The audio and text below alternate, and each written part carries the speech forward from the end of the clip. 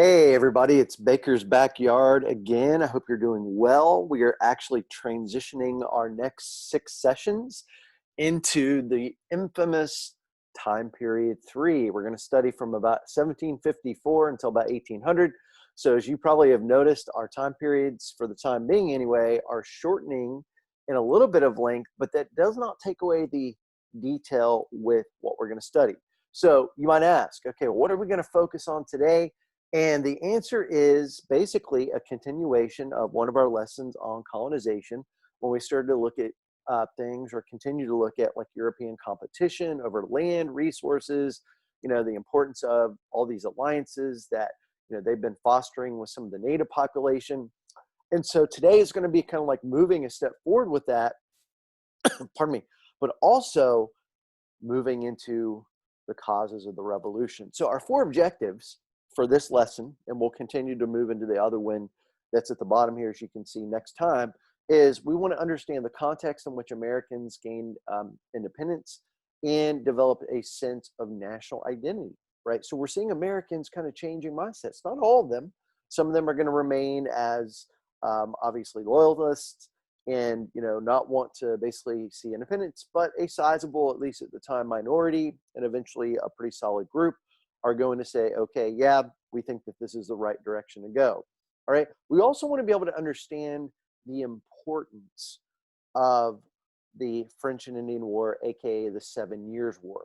Okay. So this is a war that if you go back, guys, and you study your history of Europe, you'll notice that this war, is going to have a lot of, effects on North American colonies, but it is also going to be a pretty important war that is abroad. The one big difference, however, is that with a lot of these wars that we looked at last time, like the War of Jenkins' Ear, as we called the last big war, those are going to be pretty much kind of starting in Europe and that side of the war, of the pond. Here, we notice, guys, in 1754, we notice, of course, that this war that we call the French and Indian War is going to actually start here and move its way over to Europe. Okay, so important. How does British colonial policy regarding North America, how did it lead to the infamous American Revolution or our Revolutionary War? Okay, it's very important, guys, from the standpoint of context to understand that when we do talk about the idea of connecting our revolution to a war, we also need to understand that this war was also about a lot of ideas that drove American thinking. Certainly the battlefield is essential. We'll look at that in our session number 3, I believe it is. But for the time being, we'll focus a little bit more next time on how does this attitude that's been developing, it doesn't just happen in the 1750s and 60s. How does it basically impact us? So the question that we need to ask ourselves is, where is French and also Spanish settlement prior to the French and Indian War in the 1750s? Well, if you want to pause your screen here and kind of take a little bit of a more detailed notice, that's fine. But guys, ask yourself this question. What are we noticing that the French are developing in these areas? They're going to play into this French and Indian War. And the answer is you got to look at the key here. So there's a lot of forts that are developing along this area that, of course, is settled by the French. What do we notice more so in Spanish settlement? That's right. Not as many forts, but a lot of things that we associate with missions. Okay, so it's not labeled here, but the importance of places like San Diego, Los Angeles, some of the areas that you see over here, guys, in the settlement of Florida, all of those things are going to become pretty important. Now, at the end of the day, what do we notice? The British land in North America is quite a bit smaller in amount. That doesn't mean that it's not going to be important. It just means that obviously you're going to have some pretty important things. Eventually, as a result of this war, what are we going to notice? We'll see this in a moment, but just really quick, we're going to notice a lot of land that is French owned that Britain will now, or then I should say, guys, be able to take advantage of and also control. This creates some conflict between the British and also the colonists. We'll see why here in a moment. Okay. So we've all heard of George Washington. So, the kind of the basic origins, guys, of this war, the war of the French and Indian War, if you will, is you're looking at an issue that's been going on along, the Ohio Valley, places like that. Now, a lot of you might be like, well, Mr. Baker, we associate George Washington with Virginia. Well, that is altogether true. All right. But the governor of Virginia is going to send him northward, and he's going to basically go and try to stop the French from advancing.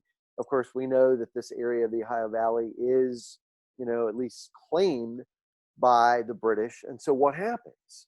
Well, we had this encounter that, as you can see here, is near present day Pittsburgh, okay, in an area that we call Fort Duquesne. And so what happens is that Washington attacks the fort, okay, and what happens is that basically he's eventually going to have the French respond, and there's a surrender. Now, you can probably see this, guys, but what is happening? Well, the big thing here is that Washington is going to be defeated in a sense. And what happens is that the British have to make a decision. Okay, do we go over and basically help or provide assistance? Of course, we know that eventually this war does in fact involve Native American tribes. You can see the Iroquois Confederacy that will be siding with the British. You've got, of course, the Huron that will be a French ally.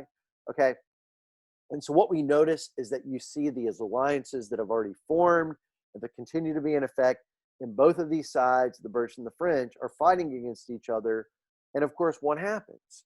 Well, this is where Ben Franklin, he's not a brand new guy at this point, but certainly he's going to continue to make his mark. He's sitting there thinking, he's like, we are not really a united group of colonies.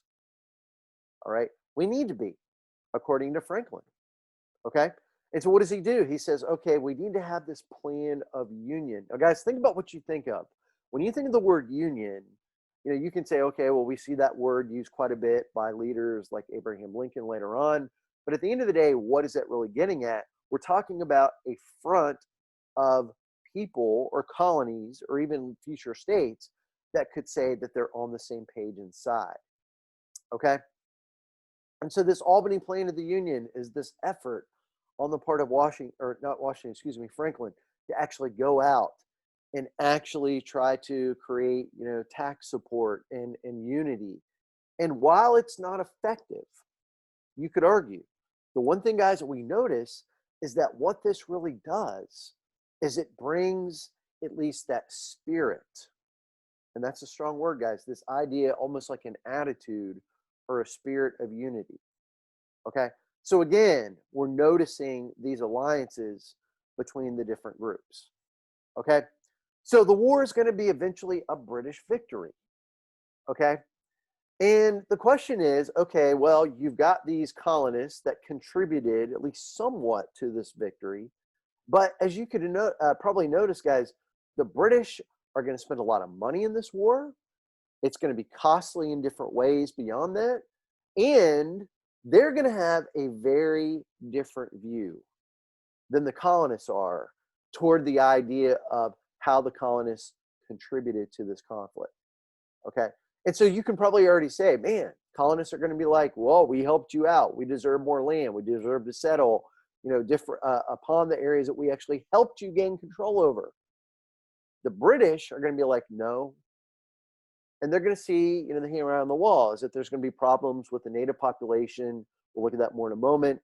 And guys, the other thing is going to be, as you can see, that this war costs a lot of money. Debt is going to rack itself up as a result. And so the British are going to be like, well, you know what? It is also your responsibility. So what are we seeing? We're seeing a difference in mentality, attitude, and ideology about the way that these colonies, guys, play into this war, play into the empire moving forward. And of course, eventually, we know that there's going to be a large-scale revolution and, of course, eventually independence. So what do we notice?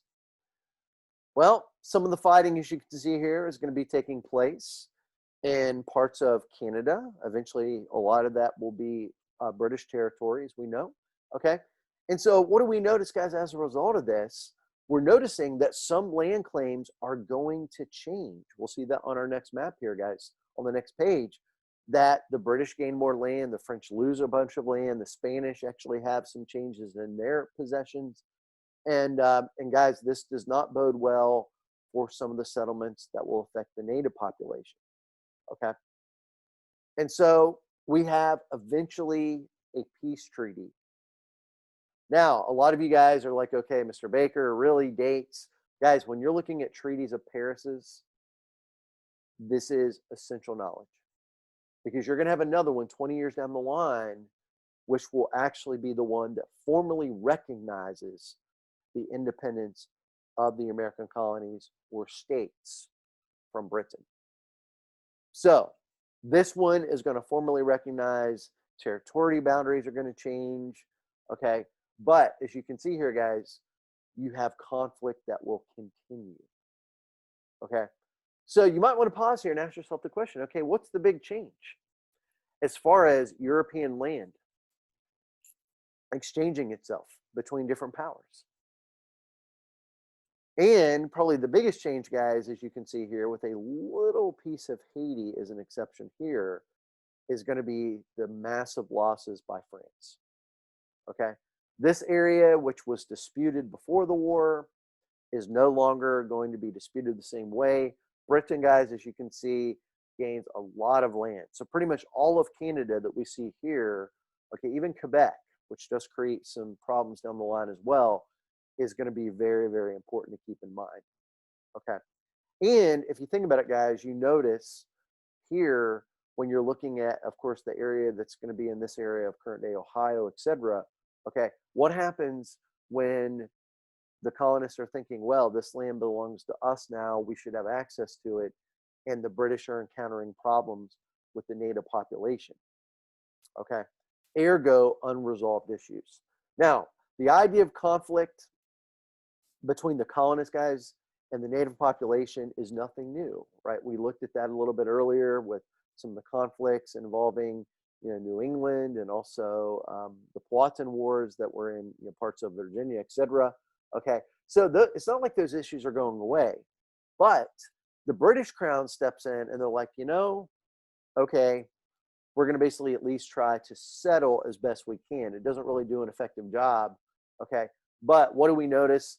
That the British even are not really going to keep their word entirely. And so what is a big trend that we've seen, even if you look, guys, at the outcomes of the Powhatan Wars, etc., these Native Americans are being, or these American Indians, if you will, are being pushed further westward, all right? And this is not something that will remain just in this time period. You see that with Manifest Destiny, with, of course, even the days of the settlement of Andrew Jackson, right? With, of course, the Trail of Tears and even some of the Native American or Plains Indian Wars, as they were also known as, in the post-Civil War time period. Okay, what the British try to do, this is where, guys, we're getting to a lot of policy acts, okay? Things that the British Parliament are trying to do to limit some of these problems, or at least to address them.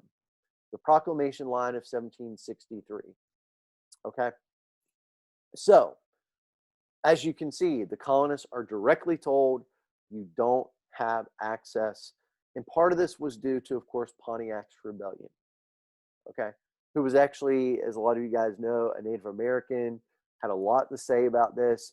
The British Crown is like, well, we're going to try to limit that movement beyond the Appalachian Mountains, etc. Doesn't work. Why? Because the colonist guys have this mindset, at least a sizable portion of them, certainly a minority, a strong minority at least. We helped you with this land acquisition, and now we are deserving to its claim. Okay. Remember, guys, the argument about land and claims is if you're not improving it to an extent, establishing new settlements, cities, towns, etc., that your claims are kind of null and void. Okay. So again, we clearly see a difference between the colonists and their thinking toward even Native American settlement and even, of course, the Crown to an extent. Okay. So this is kind of what we're talking about, guys, with the, you can pause this if you want to, but we're looking at that proclamation of 1763. In theory, what are the colonists supposed to be doing? They're supposed to be not traveling or venturing beyond it. As you can see, there's a lot of Native American settlements, all right, that are obviously going to be very much in disagreement with this colonial change, okay? So therefore, as you can see, the British Crown is trying to at least do something, or shall we say the Parliament, but as we know, it doesn't really work very well. Okay, all this area here, as you can see, guys, with the key here, is supposed to be reserved. Okay, we talked about that a little bit, guys, with the settlement of Jamestown and Virginia down the line, that a lot of this area is supposed to be reserved. Now, a lot of you might be thinking, okay, well, we know that West is going to be eventually settled. What you notice, guys, post-revolution, just a quick little context point here for later, is that there is going to be a lot of question marks about what do we do with these Western lands. Okay, and the answer is that a lot of these states are going to have to make land concessions. So for those of you in North Carolina, if you're ever wondering, okay, well, I know that eventually this land that's to the west of North Carolina is eventually going to be, of course, settled as Tennessee, etc. Okay, Virginia would be eventually parts of Kentucky, etc. Why is that? A lot of that is this disagreement over westward, lands and expansion and things along those lines. Okay. So what do we notice is that even after the French and Indian War, and the colonists have this great feeling about themselves, helping win this war in their theory, okay, the one thing that we notice, guys, this is in bold here, is that the British still feel that the political sovereignty of the colonies is still held in the hands of their parliament, right? And also, of course, their crown. Now, you might say, well, Mr. Baker, I know that you've got like the House of Burgesses, you've got some other local assemblies that have a degree of power to tax, etc. Okay, while that is still there, I think the key word here, guys, and the first thing is some. Okay, and a lot of you guys might be thinking, okay, well, man, why do the colonists think, at least some of them anyway, that they have this much power and control? Well, this kind of goes back to the very lax or limited, shall we say,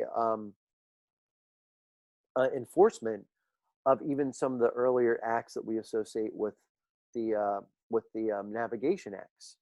Okay, so this salutary neglect is this idea. Well, we've got these policies in place, and smuggling is happening. We're kind of turning our cheek to it to an extent.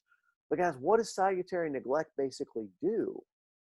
Well, first of all, if it's not enforced, what are the colonists going to think? Well, we can get away with stuff. Ergo, mentalities of people in general. And so it lengthens the leash of their freedom. And when the British guys are eventually going to try to pull that rein back, guys, think about it like this. I mean, when most people are used to freedom, they're usually not going to respond well to the idea of telling them, oh, yeah, by the way, we're going to limit your rights and limit your opportunities. That's usually not going to be responded to well. Okay. And so therefore, what happens? Resistance, and of course, eventually revolution. All right. Now, keep in mind, you've got some people that really want to compromise, loyalists, people that were still kind of, on the fence with this idea of patriotism versus loyalty. Okay. But at the end of the day, the question is, what do the British do to kind of build upon this furthering of division? Okay. Well, keep in mind what we just said. We're going to look at this in phases, guys. So stay tuned for the next few minutes. A lot of acts, a lot of policies coming up. So you might want to pause your screen for a few minutes. So the war is expensive. There's a lot of debt. Okay. The British are observing. Okay, we have more smuggling than we were aware of, or whatever. Okay. We want to be able to make more money. Therefore, another thing to consider. Now we have to be able to defend these colonies to a degree more. Therefore, we have to have a stronger military presence, ergo an army. So therefore, the quartering of soldiers, requiring them, is big. I mean, if you're kind of thinking, well, that's not really a big deal. Well, it is. Last time I checked, guys, when we have a Bill of Rights later on, the Third Amendment is basically going to be no quartering of soldiers during peacetime. Okay? So all of these things are going to play a big role with how we kind of build our momentum toward eventually a government, how to limit the power and shall we say, authority, if you will, to an extent of government, something to keep in mind. Okay? And so between the 1760s and the early 1770s, What do we notice? Congress wants to raise money to help pay these debts. You're probably already thinking, man, that doesn't sound like it's going to bode well. And it doesn't. Okay. And so Greenville, as you can see here, who's kind of like a pretty big, kind of like a bigwig in the parliament, comes up with this plan on how to tax, how to raise revenue. Okay. And to also enforce existing policy. Ergo, salutary neglect is going to attempted to be changed. Okay? And so, again, Sugar Act to raise revenue. Currency Act deals with, obviously, the use of money there.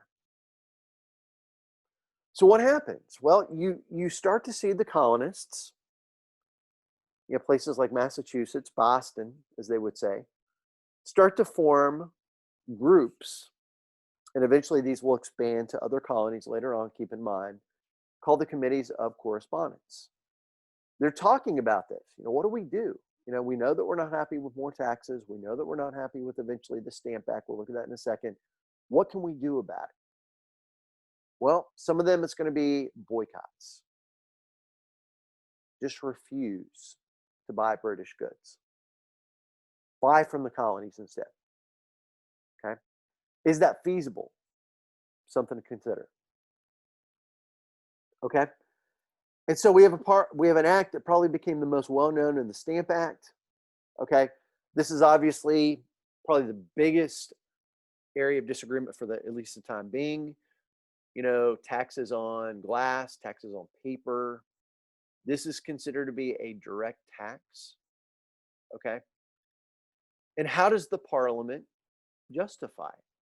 Because the colonist guys, everybody's heard this, no taxation without representation. Well, a sizable portion of even people, I read this in a resource the other day outside of this textbook, guys, that basically even some of the people in England, right, that were actually not represented in Parliament, yes, there are people there that weren't as well, they even agreed in principle, not all of them for sure, but at least a sizable number did agree with this concept of virtual representation. Parliament does not have to basically be voted on, and you don't have to have representatives from every single part for the Parliament to actually represent the interest of the British Empire and the British people. Okay, so you're kind of thinking, well, Mr. Baker, man, this kind of develops a pretty big type of thinking, all right, that obviously the colonists are going to have a major problem with. That is definitely true. Okay, and so take a look at what is happening. More opposition. Sons of Liberty, Daughters of Liberty, the Vox Populi, the Virginia Resolves were, of course, eventually written, right? Patrick Henry, of course, gets a lot of attention with those, okay? Encouraging people to oppose the laws through things like newspapers, pamphlets, even speeches to an extent, okay? The Stamp Act Congress meets, a formal meeting, and they're petitioning the Parliament. What does that mean to petition? Basically to kind of go to them peacefully and write.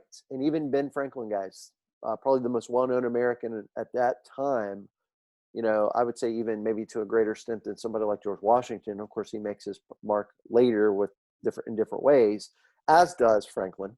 Side story, though. But guys, even Franklin goes over and pleads to the Parliament. And there's a big Q&A between him and parliamentary members. Because, guys, some people in Parliament do agree with the Americans, or at least the British colonists. Okay? But basically, one of the big arguments that Franklin makes is that, we are going to side by that idea of taxation with no representation. If the taxation comes from our legislatures that we're voting on and they're passing local taxes, we can accept that a bit more. Okay. But I remember in one of the documents, guys, I read a while back, it's like, okay, somebody put it to Franklin, do you think Americans will eventually be on board? And he's like, no.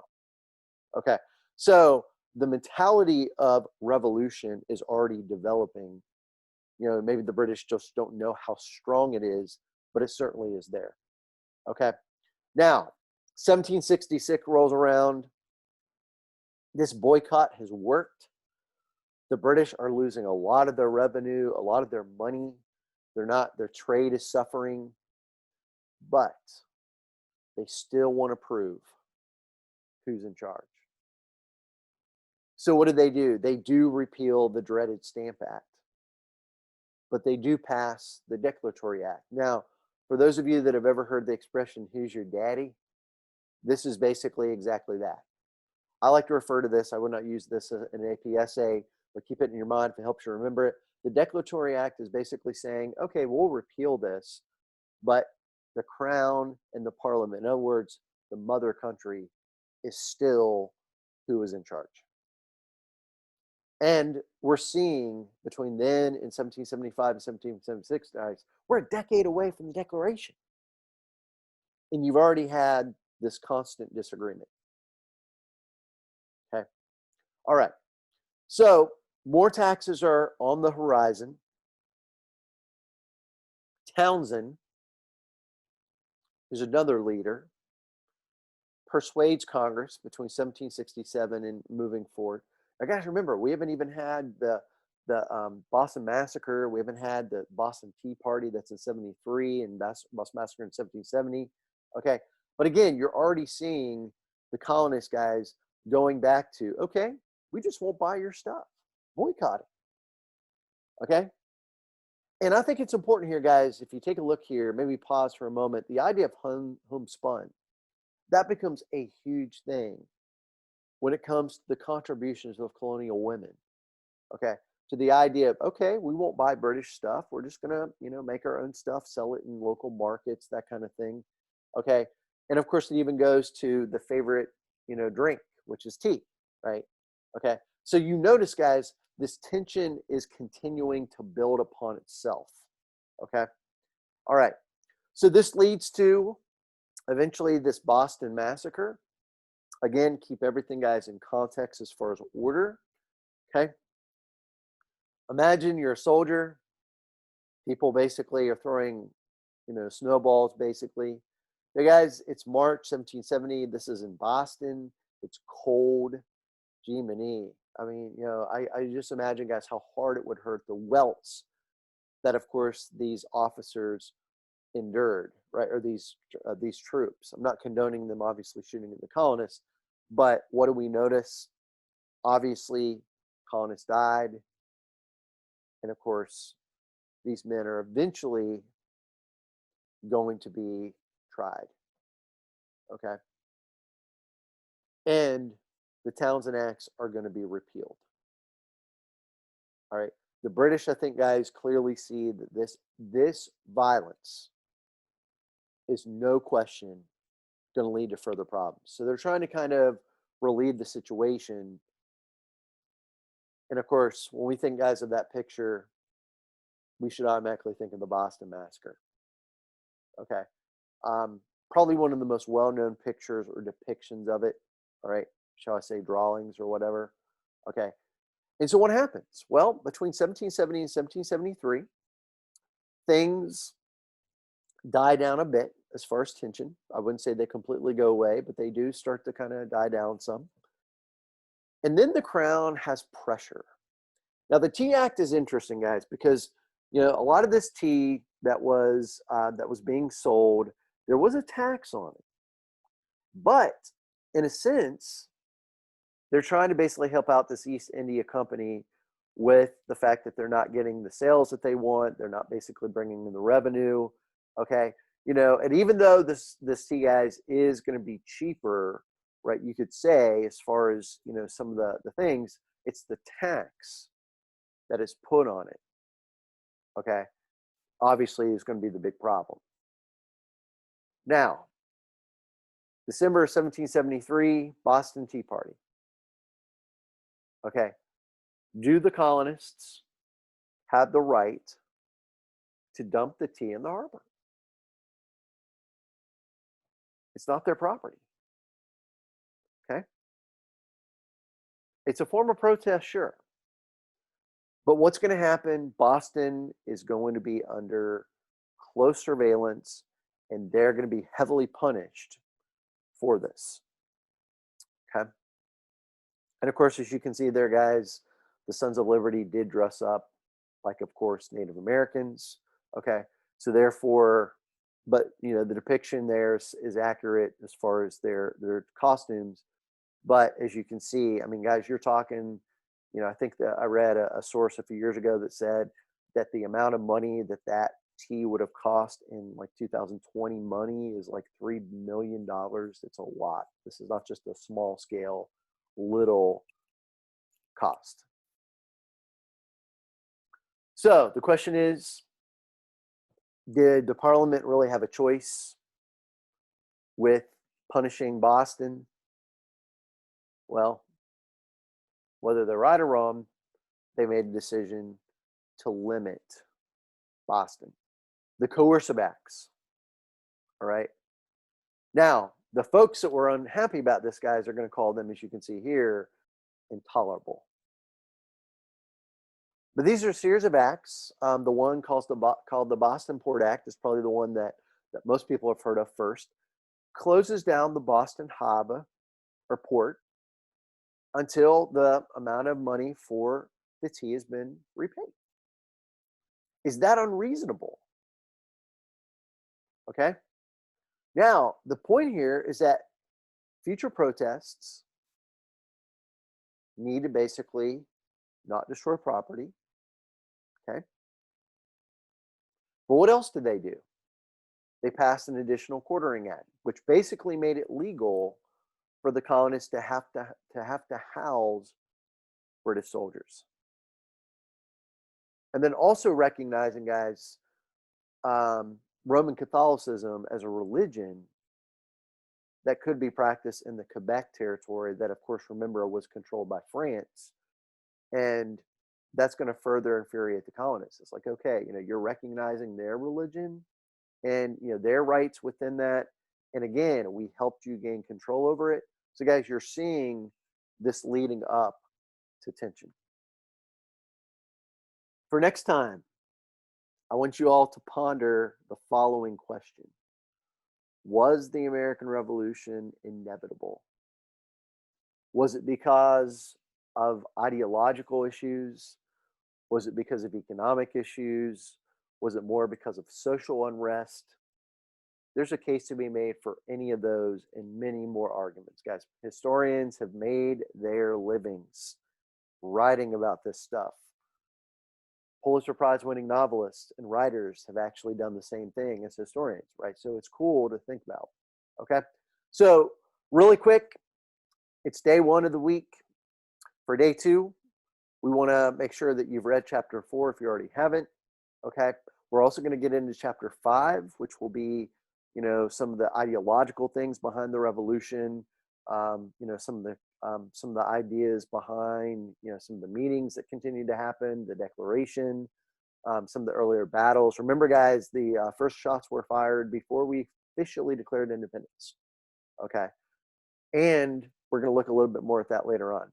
Okay. Quiz 4 for week 4, is going to cover a lot of readings from this week, concepts, big ideas. Okay. So make sure you've done that, preferably by the end of day 1, but definitely by the end of day 2. All right. Mastery, 4 out of 5, correct, 80%. We're going to look in our skills, guys, this week at causation and also effects. So those two things usually kind of go hand in hand. We're going to look at introductory paragraphs, kind of bring together a little bit more with creating context in those thesis statements. By the end of this week, you will have a pretty solid amount of background on how to develop a historical essay. We, of course, will be building upon these skills throughout the year, but that skills session will be recorded and presented to you if you're at our skills session. Okay. And your documents will basically be related to the themes of today and next time. Okay. You will not have a short answer question for this week because I want you to take the time to work on your essay coming up. The details of that will be explained to you on Friday and made available. And if you have any questions, feel free to email me at bakerd@franklineconomy.org. Otherwise, have a great one. Stay safe. And as always, guys, hope you had a good session. Hope this kind of gave you a good kind of moving through of the causes of revolution. And we'll start off next time with that key question. Do you think it's an inevitability that we have a revolution? Take care and stay safe. Thanks, guys. Bye-bye.